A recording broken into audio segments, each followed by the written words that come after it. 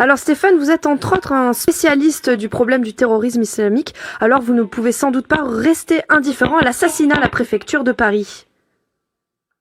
Non, c'est préoccupant en effet, surtout qu'il s'agit du dernier d'une chaîne ininterrompue d'attaques terroristes aux résultats sanglants. Et elle s'ajoute en vrac à Charlie, à l'Hypercacher, à Nice, au Bataclan, aux assassinats d'Otsar à Tora, à Toulouse et à bien d'autres. C'est seulement en jalon de plus. Et c'est une liste de morts qui est des mêmes causes qui ne cesse d'augmenter.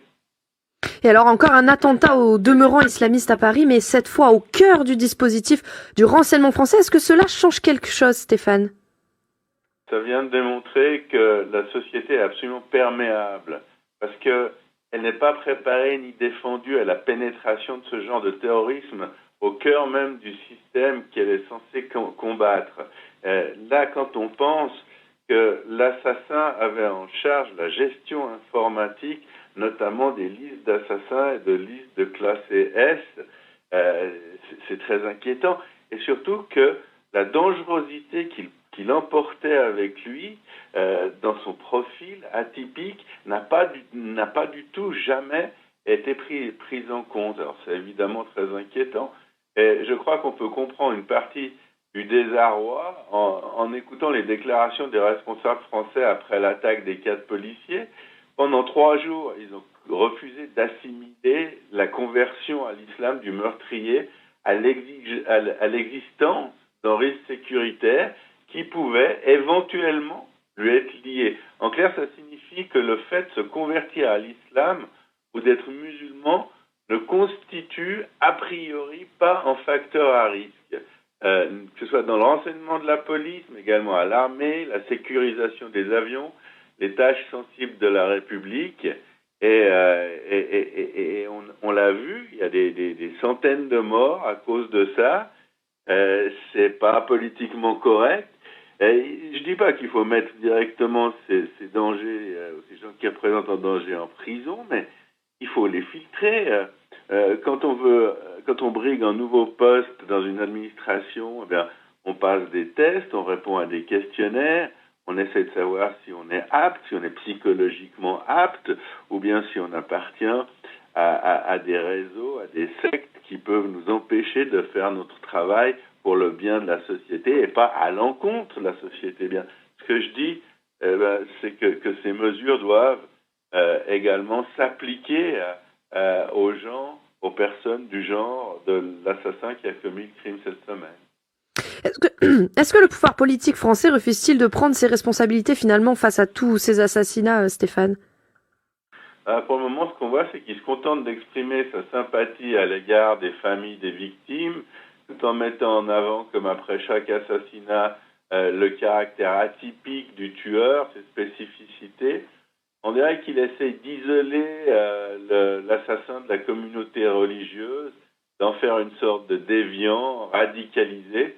Radicalisé, ça veut rien dire, hein. C'est un mot de la néopolitique qui veut dire un musulman qui a une lecture assez fidèle, assez wahhabiste du texte religieux, mais eux, ils veulent le voir comme un accident de la vie, quelqu'un qui ne diffère pas d'un catholique, d'un juif ou d'un bouddhiste, qui ne fréquente pas des mosquées où on entend des prêches enflammés, notamment sur les femmes et la nécessité de conquérir le monde. C'est certainement pas avec cette approche que les actes de terrorisme islamique, parce qu'islamiste, ça veut rien dire non plus, c'est simplement pour essayer artificiellement de dresser une frontière entre les bons musulmans qui existent, bien évidemment, qui sont la majorité, bien heureusement, et puis les islamiques, les membres de cette communauté qui vont tuer des policiers, qui vont tuer des enfants, qui vont tuer des promeneurs, etc. Mais ça suffit pas. Cette parade sémantique ne suffit pas ni pour appréhender le problème, et certainement pas pour le combattre, Joe. Et alors, on peut se demander finalement s'il existe une véritable parade face à ce genre de terrorisme ou si c'est une fatalité dans l'environnement démographique de nos voisins, de nous voisins du Sud, qui d'ailleurs ne diffère pas fondamentalement du nôtre et de celui d'un grand nombre d'États européens, Stéphane. Ouais, on pourrait accepter d'adopter l'approche apaisante des autorités. On pourrait se dire qu'il n'existe que des cas spécifiques et isolés, que l'islam est un courant qui enrichit la société. C'est d'ailleurs vrai à bien des endroits. Il ne faut pas stigmatiser cette religion. Personne n'a envie de stigmatiser aucune religion, quelle qu'elle soit. Ben, c'est très bien. Mais il y a eu des centaines de morts simplement en 2019 et simplement en France, dû à ces attaques. Et ces attaques, elles existent, elles démontrent qu'il existe des plus petits dénominateurs communs évidents, que plus de 90% de ceux qui les ont perpétrés, ces attaques, se réclament de l'islam. C'est pas qu'on essaie d'inventer un problème, on essaie d'analyser un problème et de voir s'il y a quelque chose à faire pour le combattre, pour qu'il arrête ce ravage. Vous êtes donc en guerre avec ces gens qui tuent. C'est pas nous qui voulons leur faire la guerre, pour le moment c'est eux qui font la guerre.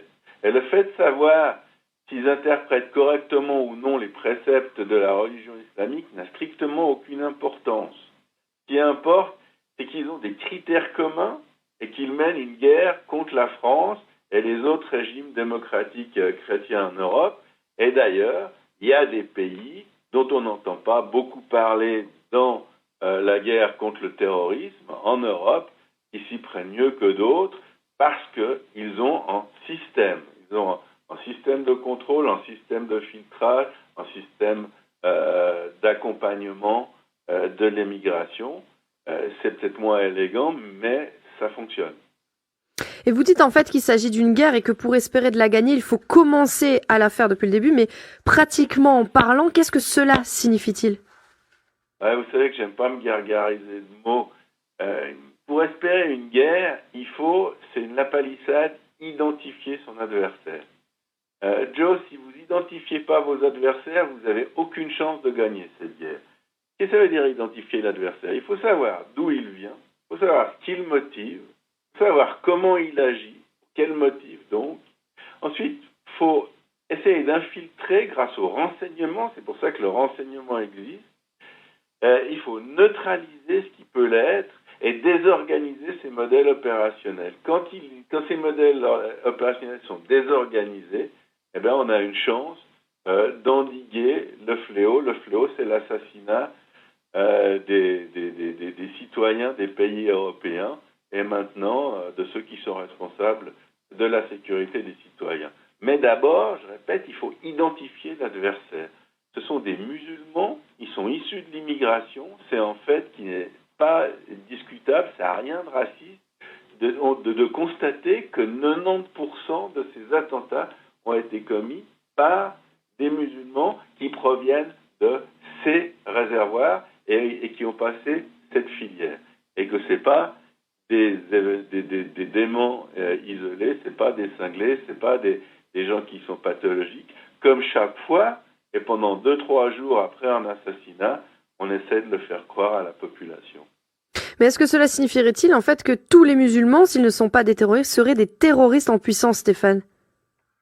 Ouais, ça c'est très délicat. Ça signifie que lorsqu'on est musulman, issu de l'immigration, que l'on suit certains préceptes de la religion, que l'on participe à des réunions religieuse-idéologiques dans des mosquées, eh bien, on appartient à un groupe à risque. Ça ne fait pas encore de nous des terroristes, mais ça fait des gens qu'il faut surveiller, en tout cas auxquels il faut s'intéresser. Il n'y a rien de mal à ça. On n'a pas le choix. Et donc, j'ai cité 3 ou 4 critères très simples. Si on veut réduire le nombre de ces attentats, il faut s'occuper de ces critères. Il s'agit pas du tout de ma part d'un credo contre-idéologique, mais c'est un constat. Je regarde comme en analyse stratégique d'où viennent ceux qui opèrent, ceux qui perpètrent ces assassinats, et je veux m'y intéresser. Et ce que je reproche, c'est que on le fait pas assez ou pas bien dans les régimes qui sont en place, notamment en France. Ce qui n'empêche pas qu'on n'est pas en terrorisme parce qu'on est musulman. Il faut pas faire dire aux gens ce qu'ils disent pas. C'est pas du tout ce que je dis. Il faut pas non plus oublier que la majorité d'entre eux sont bien intégrés dans vos sociétés et qui posent pas de questions sécuritaires. Il faut diminuer absolument la gêne pour eux, mais diminuer la gêne, ça veut pas dire qu'on va pas, ici et là, leur poser des questions, s'intéresser à leurs cousins, à leurs fils, à leurs frères, qui fréquentent une mosquée malfamée, fermer cette mosquée dès qu'il y a des preuves, qu'il y a des appels à la violence dans la mosquée. Donc ça risque de les toucher, mais on n'a pas le choix. Il faut les préserver, mais avant de les préserver, il faut préserver leurs victimes potentielles, et c'est ce qu'on ne fait pas.